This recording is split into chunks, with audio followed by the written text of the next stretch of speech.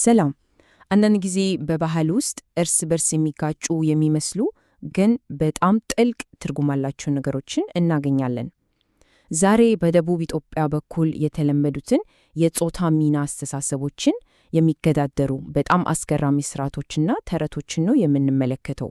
እሺ፣ እስቲ ወደዚህ ጉዳይ ጠለቅ ብለን እንግባ። የዛሬው ትንታኔያችን ዋና ጥያቄ ይሄ ነው። አንድ ማህበረሰብ በባህሉ ውስጥ ትልቅ ቦታ ያላቸውን የተከበሩ ሴቶችን እንዴት ነው የወንድነትና የጀግንነት ምልክቶችን እንዲጠቀሙ የፈቅደው? የሚገርም አይደል? እስቲ ይሄንን ምስጢር አብረን እንፈተው።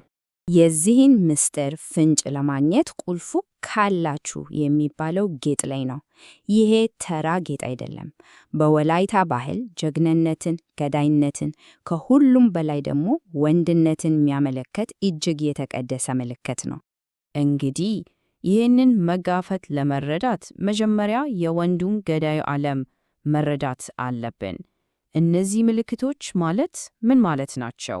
ምን ያህልስ ግብር አላቸው? ይህንን ስንረዳ ነው የሴቶቹ ሁኔታ የበለጠ ግልጽ የሚሆንልን። እዚህ ላይ እንደምናየው በህብረተሰብ ውስጥ የወንድነት ስኬት ቁንጮ ተደርጎ የሚቆጠረውን የጀግና ገዳይ ገጽታ ነው። ክብርና ሞገሱ ከለበሳቸው ጌጦች ላይ ብቻ ይነበባል። በጣም ኃያል ነው። እና እነዚህ አንድ ጀግና ጠላት ገድሎ ሲመለስ በንጉሱ የሚሸለማቸው የማዕረግ ምልክቶች ናቸው። ያው ቅድም ያየነው ካላቹ አለ፣ የሰጎን ላባ፣ ኢርቦራ የሚባል የዝሆን ጥርስ ቀለበት እና ደግሞ ደምን ለመወከል በቀይ ቀለም የተቀባ ጫፍ ጫፎ የሚባል ካባ። እነዚህ ሁሉ የጀግንነቱ መገለጫዎች ናቸው። እሺ፣ አሁን ወደ ዋናው ምስጢራችን እንመለስ። የተወሰኑ ሴቶች እነዚህን የወንድነትና የኃያልነት ምልክቶች እንዴት ሊያገኙ ቻሉ? እንዴት ነው የሚሆነው? ጊሞ የሚባለው ማዕረግ እዚህ ላይ ወሳኝ ነው።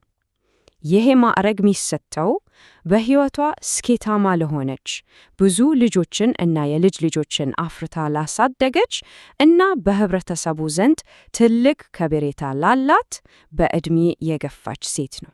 እዚህ ላይ ያለው ንጽጽር በጣም አስገራሚ ነው። ተመልከቱ። ወንዱ ገዳይ ካሉቹ ያደርጋል፣ እሷ ደግሞ ወጌሮ የተባለ ተመሳሳይ ትርጉም ያለው የግንባር ጌጥ ታደርጋለች። እሱ የሰጎን ላባ ያደርጋል፣ እሷም ታደርጋለች። ልዩነቱ ያለው እሱ የመግደል ምልክቶችን ሲይዝ፣ እሷ ደግሞ የህይወት ሰጪነት ምልክቶችን፣ ያ ማለት ልጆቿን እና የልጅ ልጆቿን ትይዛለች። ህይወት መስጠት እና ህይወት መውሰድ እኩል ክብር እንደተሰጣቸው ነው የሚያሳየው። ታሪኩ እዚህ ላይ አያበቃም። ሌላው አስገራሚ ምሳሌ ደግሞ የጀግና ሚስት ናት። እሷም በባሏ ጀግንነት በኩል የገዳይን ስልጣን ትጋራለች። እሱ ገደለ፣ እሷ ብልቱን ጎተተች። ይህ አባባል በድል አከባበር ውስጥ የጀግና ሚስት ምን ያህል ወሳኝ እና ማይተካ ድርሻ እንደነበራት በደንብ ነው የሚያሳየው። የአባባሉ ተግባራዊ ትርጉሙ ይሄ ነው። ሚስት የባሏን የጀግንነት ምልክት የሆነውንና ደምን ለመወከል በቀይ የተቀባውን ጫፍ ጫፉ ካባ በበዓል ቀን ትለብሳለች። በድሉ ውስጥ ቀጥተኛ ተሳታፊ ናት ማለት ነው። እስካሁን ያየነው የጾታ ወሰኖች መደብዘዝ በማህበራዊ ሚናዎች ላይ ብቻ የተወሰነ አይደለም። ይህ የሐሳብ ወደ ተረትና መለኮታዊው ዓለም ሲገባ ይበልጥ ይጠልቃል። አሁን ደግሞ ስለ ቡዳ እናውራ። በወላይታ እምነት ቡዳ ወደ ጅብ ሊለወጥ የሚችል ሰው ነው። ይሄ ስለ ጅብ አላቸውን አፈታሪካዊ እምነቶችን ለመረዳት መሰረት ይሆነናል።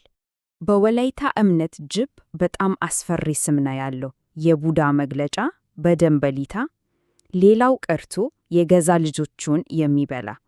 ከሁሉም በላይ ግን ለዛሬው ትንታኔ ወሳኙ ነጥብ ጅብ የወንድና የሴት ባህሪያትን በአንድነት ያዘ፣ ሁለት ጾታ ያለው ፍጥረት ተደርጎ መታሰቡ ነው። የድንበር መሻገር ሐሳብ ወደ ተረት ሲገባ ይበልጥ እየጠለቀ ይሄዳል። አሁን ደግሞ ከሁሉም መሰረታዊ ወደ ሆነው የዘር አመጣጥ ተረት እንሸጋገራለን። ከጎረቤት ከሆነው ከጌዲዮ ሕዝብ የተገኘ ነው። የውሻ ጎሳ አመጣጥ ተረት እንዲህ ነው። አንድ አባት አንዲት ልጁን ለሁለት ወዳጆቹ ሊድር ቃል ገብቶ ይቸገራል። ምን ያድርግ? አንዲት ሴት ውሻን አይቶ አይ እኔ 2 ልጆች አሉኝ አለ። ከዚያም ወደ ፈጣሪ ጸለየና ያች ውሻ እንደ ልጁ የምታምር ሴት ሆነችለት። እሷንም ለሁለተኛው ሰው ዳረ። ዝርያዎቿም የውሻ ጎሳ ተባሉ። ከአንድ ማንነት ወደ ሌላ እንዲያውም ከእንስሳ ወደ ሰው የመሻገር የመጨረሻው ምሳሌ ነው። ስለዚህ የዚህ ትንታኔው ወሳኝ ነጥብ ይሄ ይመስለኛል። እነዚህ ታሪኮች ስለ ራሳችን ማህበረሰብ እንድናስብ ይገፋፉናል። በእኛ ህብረተሰብ ውስጥ ፈጽሞ ሊጣሱ አይችሉም ብለን የምናስባቸው ድንበሮች ምንድን ናቸው? እነዛንስ እንዲሻገሩ የምንፈቅድላቸው እነማን ናቸው? እስቲ እናስበት። ይህንንና ሌሎች በርካታ ትንታኔዎችን በአዲሱ ድረገጻችን www.samael.inc ላይ ማግኘት ይቻላል። በዛውም ለተለያዩ ፕሮጀክቶች የሚረዱ መረጃዎችና ሪፖርቶችን ጨምሮ ብዙ ግብአቶችን ታገኛላችሁ። በተጨማሪም በስፖቲፋይ፣ በአፕል ፖድካስት፣ በአማዞን ሚውዚክ እና በሌሎችም ታዋቂ መድረኮች ላይ እንገኛለን። ስለተከታተላችሁን በጣም እናመሰግናለን።